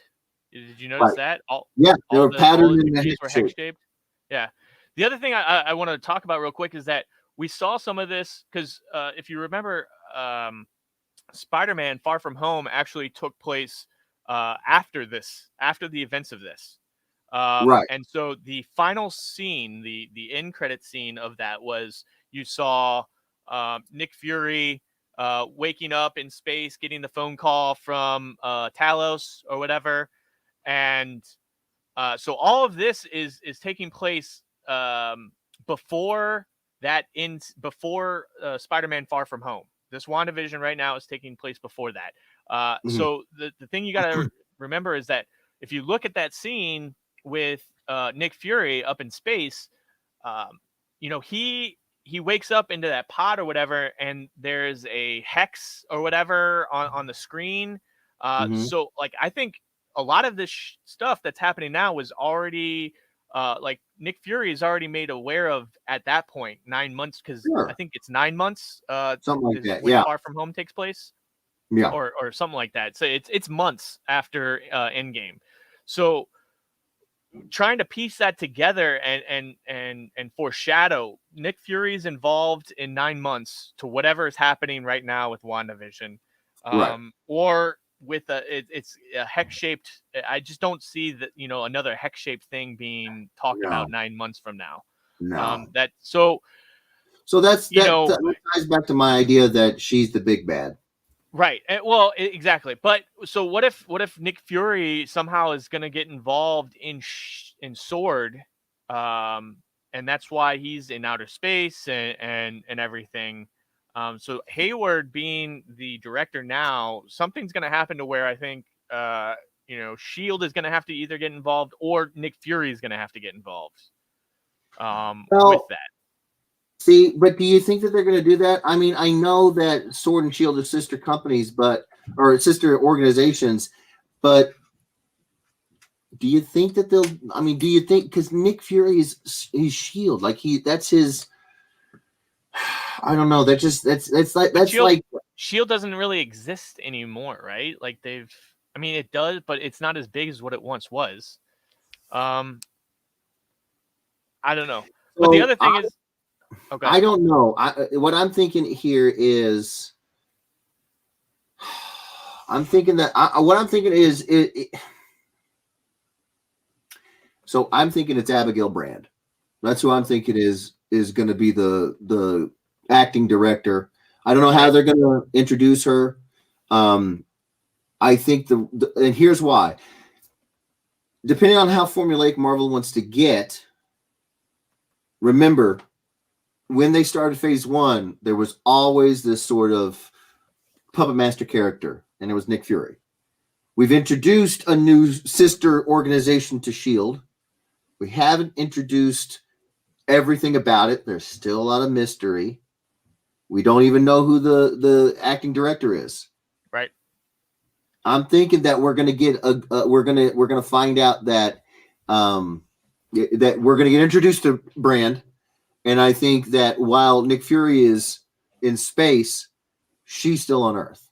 Right. 9 months later during Spider-Man. It would make sense. Yep. But I have all these speculations. It doesn't mean. What we also know is that even though Nick Fury was the director of S.H.I.E.L.D., that there was a committee that was above him, right? So I would only imagine that there's going to be a similar committee that's above Sword. And so who's on that and what is their agenda, right? And maybe Abigail Brand is on that board. Maybe that's how we're, And I mean, who better to pick from as far as applicants for the acting director for this Sword organization who clearly needs somebody than to pull from in-house. I agree. Give her the title. And then you've got your phase 2 version of Nick Fury. You got your phase 2 version of S.H.I.E.L.D. You've got, and you know what? You might actually be right. It might be that Sword's Avengers is the Ultimates, and it might end up being that's where they go. I just tend to go to the Fantastic Four and it being Reed Richards because they've actually announced that they're doing the the movie. You know, right? For me, you want to say we're leading down the pathway to the Ultimates. You announce Blue Marvel because Captain Marvel is in it, yes, but Captain Marvel is her own. She's an absolute. She's a franchise all on her own. She's a beast. Saying Captain Marvel's in something doesn't mean anything. Right. It doesn't preclude that she's good, that we're introducing or we're starting to lay down the foundation for the Ultimates. Blue Marvel, I do think so.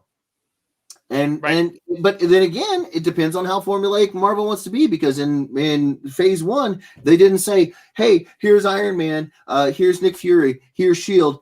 Psst, we're gonna make the Avengers. We're gonna make the Avengers. It just happened. Yeah, It just kind of organically. It organically happened, right? It built. So it depends on how much they want to follow that formula. Which, let's be clear, it worked. It was fantastic. Yep. But they got to put one movie together, one character, make it relatable, make it awesome, make it fun, make it passionate. Do it for the second character in movie, third character in movie, and then you start to. So don't do the DC way where you throw 4 or 5 storylines into a movie and hope that something comes out of it, because hopefully they keep the same formula and slow play it, because as much as people want it, the slow burn is what keeps people coming back for more. Absolutely. The slow burn allows you to lay down your callbacks in the future back to where you're at, to set things up. The slow burn gives you the opportunity to connect with real characters on a much more intimate scale. Imagine if we'd had just take Thor. We had Thor, Dark World, and Ragnarok. Try jamming all of that into, like, you could do it, but you wouldn't connect. You wouldn't connect with Thor. He'd go from one hammer-fisted blow to screaming at daddy, mom, and blah, blah, blah. It wouldn't. Take it slow. Take it slow. Tell us who these characters are and why we should care. And then do it for the next movie. Tell us who these characters are and why we should care. Next movie. And then once we care about all these individual characters with all their individual threads of drama and tension and conflict, then we start to piece together that all that drama and tension and conflict are all intermingled into one big baddie, and then we bring them together. That's good storytelling, and it works. Yeah, nobody saw Endgame and didn't get chills. They just didn't, Right. It's years in the making. So I think that if they do it, why wouldn't they? Don't fix what ain't broke. The formula worked. The only thing that could derail Marvel Phase 2 from repeating Phase 1 is if they don't take it slow. If they don't take it slow and they don't give us something really relatable and fun and to connect to, don't set up a connection between one character and the next. Because think about it, when Iron Man 1 came out, we didn't hear hide nor hair about Captain America or Black Widow or none of them. Right. Just focus on this character, make us love it. Yep. And they can do it. They can totally do it. So Kevin, a little bit ago, we'll get to Jeff. I'll get back to Jeff, but I wanted to get back to Kevin. Kevin was like, could Herb be the main antagonist of the show, possibly revealing himself to be Carl Mordo? I don't think so, because I think all of the characters that they had IDs for, that it means that they were already a previous, they know who they are, right? They have an ID. I just think that he's just another citizen, which also leads me to believe that Agnes is the person in witness protection, because she didn't have an ID whenever they had the pictures up on the wall or whatever. She didn't have an ID, although wouldn't Jimmy know that that's who was in witness protection, right? Because Jimmy was the one that was going there. So I think Jimmy knows it's Agnes. I just don't think that episode 1 we meet Jimmy and we meet Monica and he's like, yeah, I'm here for Agatha Harkness. Right. Kind of crap the bed there, bud. Right. I think he's talking about, didn't Carl have an earpiece in this last episode that he was talking on? Oh, because he was he was part of the neighborhood watch, The neighborhood right? watch. So he had Yeah. an earpiece. So I Yeah. could see how you could think because he's got an earpiece and a kind of like he's maybe talking with Sword on the outside. I could see how you could kind of, and that would be a hell of a loop. That would be a hell of a twist if it turned out that Carl had some bigger, we're over here on the Agatha Harkness bone, just chewing, and Marvel's like, you chew, buddy. You're wrong. You You're just right. go and chew. You go ahead and do you, bud. We're gonna hit And that's you what with I think they were trying to do is they were giving us this, and we're over there just eating away at it, and it's like you're just like and that's why I'm trying to watch all the stuff in the background because I think they're putting her in the foreground to hide stuff. And so I get where he's trying to look at maybe some of the other characters, and but that's the fun, man. That's the fun of this. That is the fun. You got to break down everything you see, like the files when Darcy's in there hacking and getting the files. Yep. The files are the names of the actors in the show.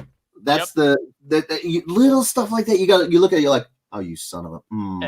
You got us. You knew I'd look. You knew I'd look, and just to mess with me, you're like, Kat Dennings. Oh, shut up. Shut up. It's so good. They know we're gonna get this. They know, they know how people are and how people love the Easter eggs. Yeah, they love the Easter eggs. Yes. What guesses do you guys have for the next opening? Just like this one had Malcolm in the Middle and something 90s. We think that it's going to be something like either Modern The Office Family or Parks and Rec, maybe a little Modern Family. Like I think it's going to be a little Modern Family and a little Office is. Yeah. Christmas time's coming. Yeah. That's what I think as well. All right. So Kevin, he's been on fire with these comments. Is Reed Richards about to make his mix debut next week? How the heck did Disney keep that casting a secret? Maybe that is the Luke Skywalker-esque, Mandalorian kind of cameo. Maybe, I mean, pre-episode 8 of Mandalorian, I would have been like, nah, they're not able to keep that a secret. There's no way they're going to introduce Luke. No. And then I saw that, I was like, my entire world has changed. The only thing with that is that this has been filmed for quite some time. This was supposed to release last July, I believe, or September or something like that. Right. It would be. I don't know how it would be possible to keep it under wraps this long. That they introduced Reed Richards. Like I think it's possible. Think about it this way: if you were the casted character, if you were the casted actor that you're the guy that they're going to have as Reed Richards, and you're told, look, here's the game plan, bud. We're going to redo Fantastic Four. Who's the lead? It's Reed Richards. We want you to be Reed Richards, but we set this stuff up far in advance, which means you got to be trusted to keep your P's and Q's. Yep. I think depending on who they get as the actor, because I mean Tom Holland he's got more holes in him than Swiss cheese. He couldn't keep a secret to save his life. Yeah. But if you get he's literally like sitting there whenever like he goes on a talk show, he's just sitting there like this. Did you notice that he always had to do the pressers with somebody older than him, and they were like, no. Like Benedict Cumberbatch was like, shut up. It was so funny. So if you get somebody who can hold his water, especially if they just a little bit ago saw a major payoff of keeping this kind of stuff hush hush, I'm thinking that they're just like, I can't wait till it drops. Everybody's gonna know who I am. I'm Reed Richards. I think it's doable. You just have to that, and legally binding contracts will really keep your mouth. Absolutely. Closed. No, I get that. It's just you see everywhere else. It's so hard to keep stuff under wraps nowadays, even with NDAs and stuff like that. Like, I get NDAs. Luke on Mando did it. Right. Everybody did it on Mando. It can happen, and I just think that the thing and that's the thing. Like with a lot of these leaks and spoilers and stuff, that's what irritates me more than anything, because it's like, so I have a story. I'll tell you. Was it was it Last Jedi? It was Last Jedi where Solo gets killed, right? Yes. And I'm just on YouTube. Because I don't watch previews, I don't watch trailers. I go into it with an absolutely fresh mind. Yeah, I don't want to know. And I'm on a YouTube channel where I'm watching a video of a guy boring a rifle barrel out, right? Just gunsmithing. Yeah. Top pinned comment is Kylo Ren kills Han Solo. I'm like, what are you doing? I was so mad. I was like, this had better be a joke. I go into the movie. I'm like, okay, I'm in it, you mother. I'm in it.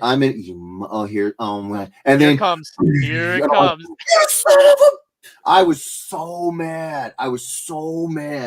And I don't get mad, but I was mad. And I was just like, how long had the movie been out when you saw that? Like, how long did it just come out? And like he'd already, or was it like come out? Like, so here's my wife and I scenario. This is what we do. We got a local theater here when they were still doing theaters and you could go.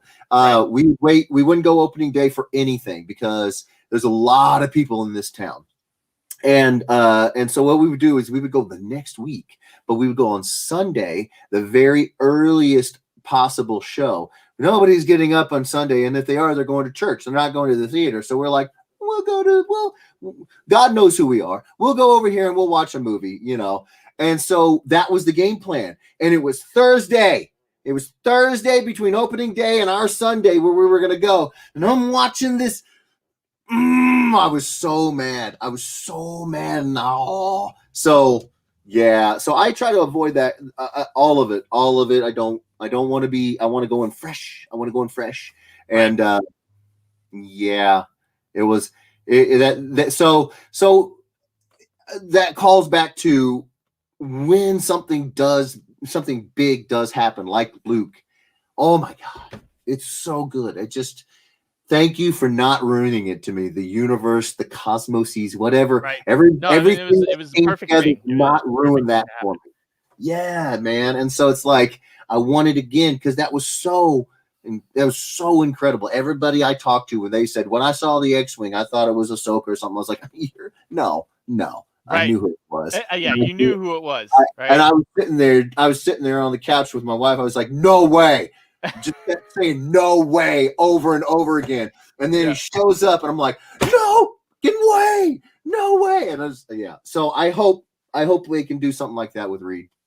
I really do. Getting back to what Bryn was saying when we asked him to clarify, he said, speak to text goofiness. I meant, what if Doom was trying to steal Wanda's power like he once did with the Beyonder?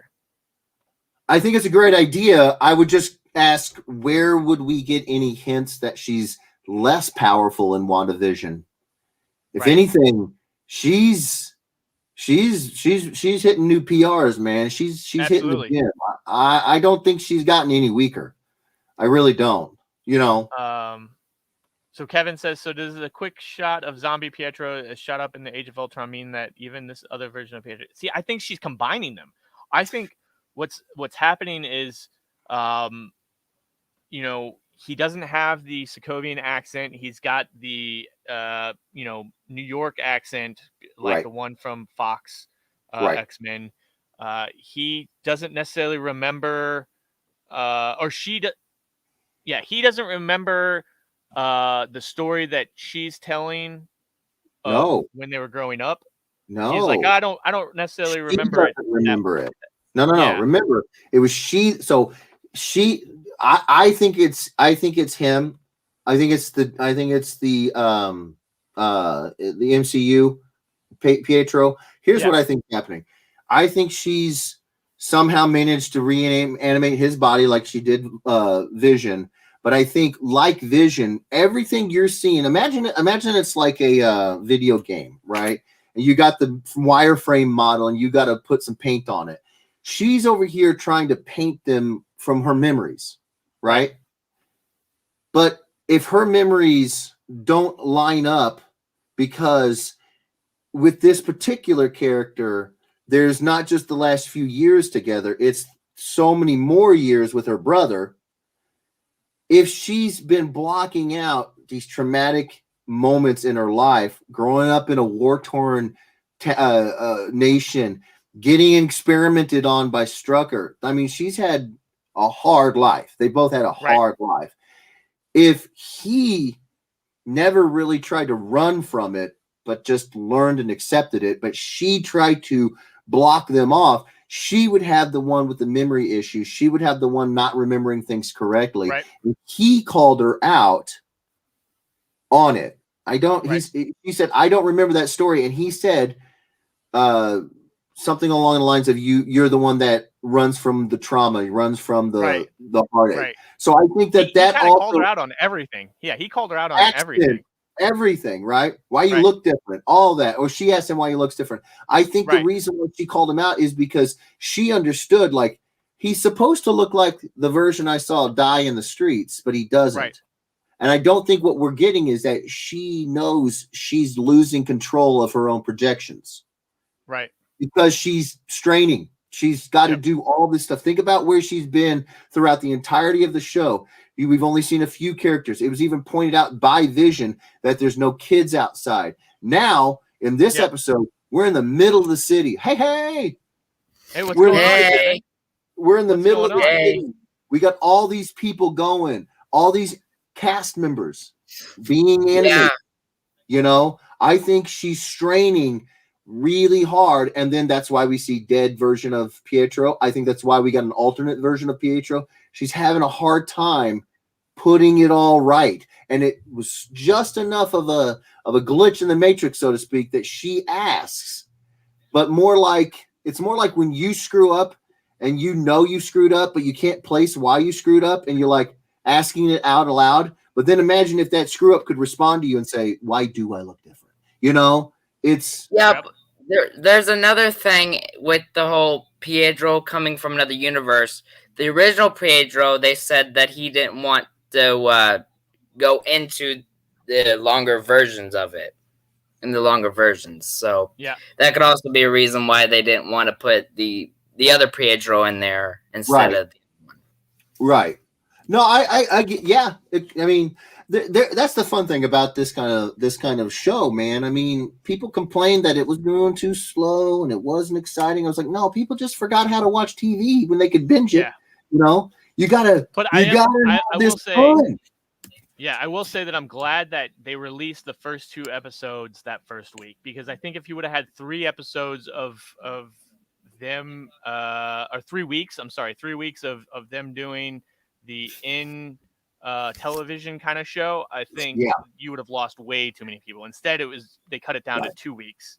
3 episodes. Do you think they might, like, in the finale or something like that, they might do like 2 episodes, like what they do on like regular finales, like 2 parts in 1 hour. Episode? I hope that last episode, I hope is an hour. I hope they don't every week. I hope it's so most of them are 37, 40 minutes long. I hope they do like a 90-minute, like a double size. I always end up thinking that it's not long enough. Like, but I mean, it's good because you know, cut it off right at the moment we have answers. They like turn it off. They're the worst teases. They really are, and it's great because they got you. They got you, and then they're like, "We're not going to reel you in just yet. Right. We're going to keep you cast. We're going to keep you cast." They say the next 3 episodes are supposed to be the final episodes that are supposed to be basically the MCU. This episode, the next one, and the next one. These are all going to be pivotal. They're all going to be pivotal. I can't wait to see, because like without some of the best storytelling is to answer questions while introducing new ones. That's how you get people like us doing what we're doing right now. And I just can't wait to see how they tie off some ends, and then obviously they're going to make us ask more questions. I'm telling you, man, it's that slow burn to a big bang, and I just can't wait to see part 3. Well, here's one of my theories. Sorry to cut you off. Sorry. Here's one of my theories that I have here, real quick. I had a theory that engineer, that Doctor Strange could come in to the episode because they're saying that Doctor Strange is supposed to make an appearance, and with that little interview that the person that does Vision, he said that he's really has fireworks with this guy, which he would have fireworks because he's a sort of a magician person, and then he said because New Rockstars was saying this. He said that he has never been on screen with this guy. So because remember in Avengers Infinity War and Avengers Endgame, he was never on screen with him. Yep. So, and then they said that he could be like, everybody would be blown away because it's, so I think it's just Doctor Strange that they're trying to get in there. That could be. I definitely think you'll see him at the very end. That I think. I agree. You got a magic user. She's using a bunch of magic. Come on. Yeah, Doctor Strange. It's gonna spark something that Doctor Strange is gonna be like, hey, I need to go over here. Because think about it. What was one of the major things he was trying to do in the last couple of times we saw him? He was going around, basically dealing with any magic or god level characters who are basically a threat. He was going after Loki. Thanos, for instance, He was going after Loki, for crying out loud. He's a Norse god.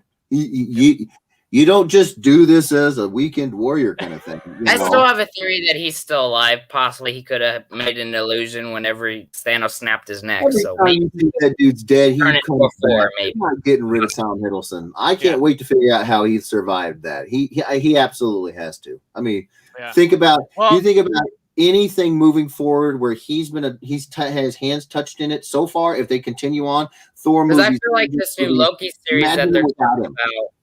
The new Loki series they're talking about, I feel like they're going to bring that Loki out of that universe into this universe.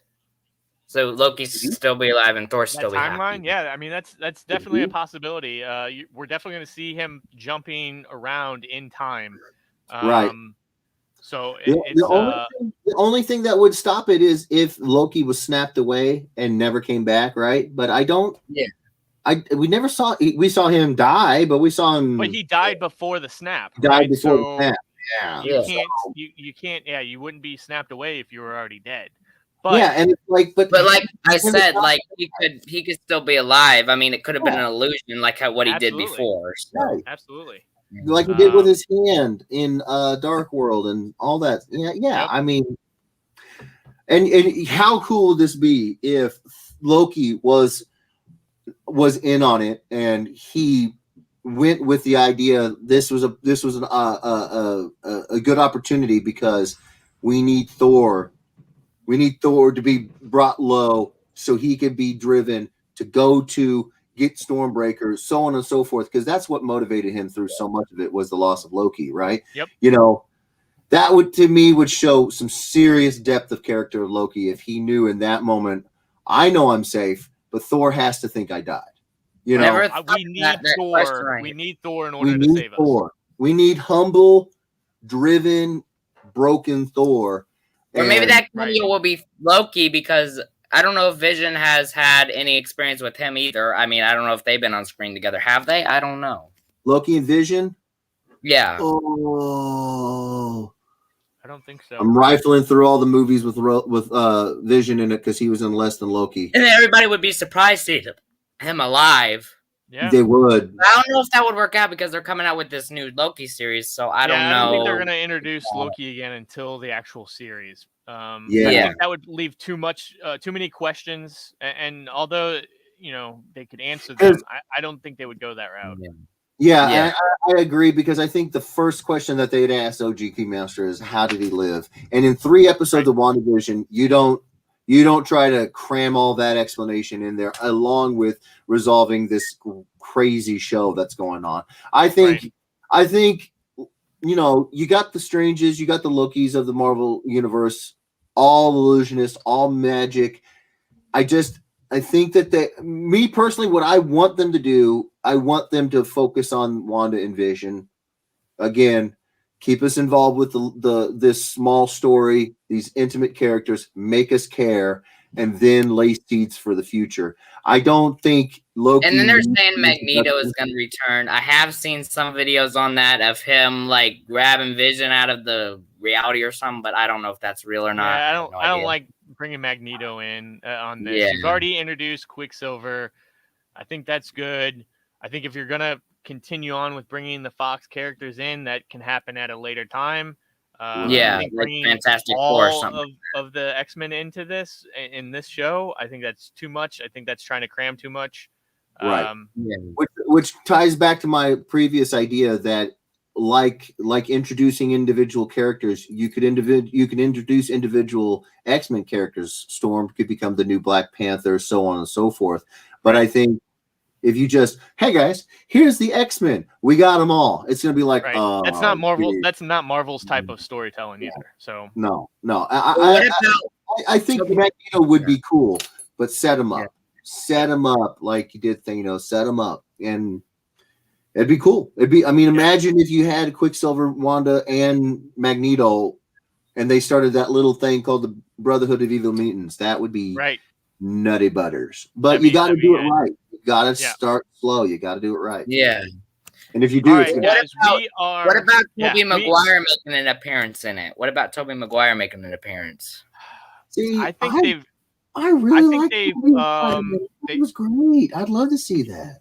Yeah, but I think they've come out and actually said that that was all rumor. I think Right. Tom came out and said that's Tom Holland came out and said that's Well, not I going to heard happen too. in Spider-Man 3. Yeah, that's what I heard too, which is why I think it would be great. I mean, it's total fan service, which I'm okay with. But that again leads you to the all of the information leaking out before, like I find it so hard to believe that like half of it, like the part where Vision was dying in episode 6 and ended up coming true. So I mean, some of the spoilers come true. Yeah. I mean, some of them do. I'm just an anti-spoiler kind of guy. It's like if you're gonna bring Toby back, shut up about it and make it awesome. Yeah. Surprise me. All right, guys, we are at 2 hours. This was an awesome episode where we got to talk episode 6 of WandaVision. We didn't even get to talk any news because we were so elbow deep into WandaVision. Yeah. But we will be back next Saturday. Right. Bye, guys. See you, bud. Thanks, Kevin. Hey, thanks for joining, man. Welcome. We will be back next weekend. It'll be hopefully Rick Tater will be able to join us and not work. Jeff, hopefully if we moved up to this time slot, hopefully you can come back and join us. We would love to have you here on Comics and Stuff. To. Yeah, this is great. If I wasn't doing my live stream here in a little bit, I would. That's what I'm hoping. This isn't going to be too much live streaming for you to go from this, and you only got like a couple hour break, and then you got to jump into your own live stream. Dude, I once live streamed for 8 hours. Facebook had to stop it. Like I had no idea there was a limit. I could live stream for days. I mean, it is pretty easy. You're just sitting there talking, being yourself, which is pretty cool. I'm a ham. I'm a big old ham. I'm a child. Coach G, I'm a child. Guys, if you are not subscribed to Jeff Edwards, you definitely need to do it. He's on YouTube. He's on Facebook. Go find him. Subscribe to his YouTube channel. Go like his Facebook page. He goes live on Saturdays.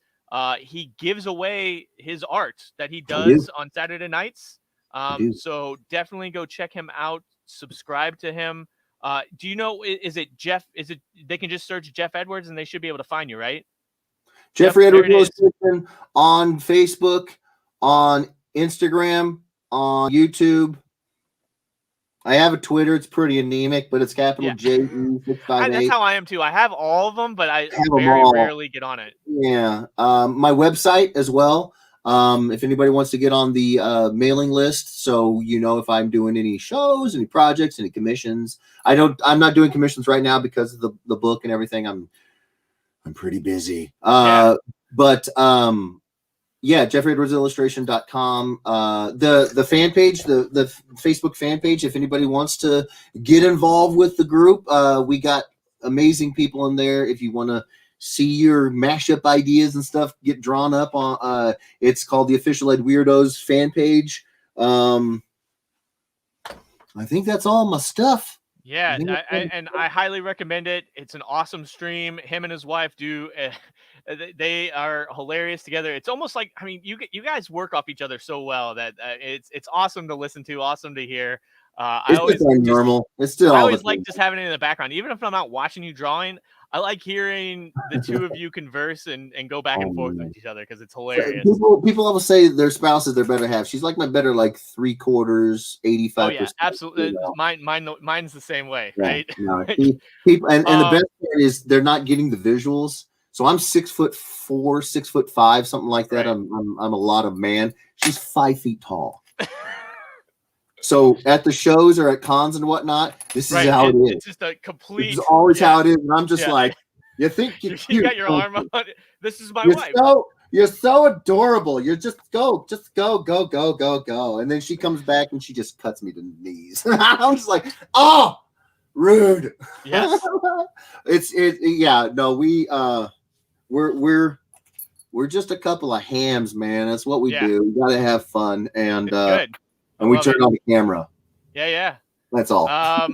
But no, we'll be back next week to talk episode 7. Hopefully we'll have some. We didn't really get in comic book news. Hopefully we'll get into it next week. Sure. And until then, Fenix Fam, thank you for tuning in. Thank you for commenting. We'll see you next week. See you, Jeff. See ya.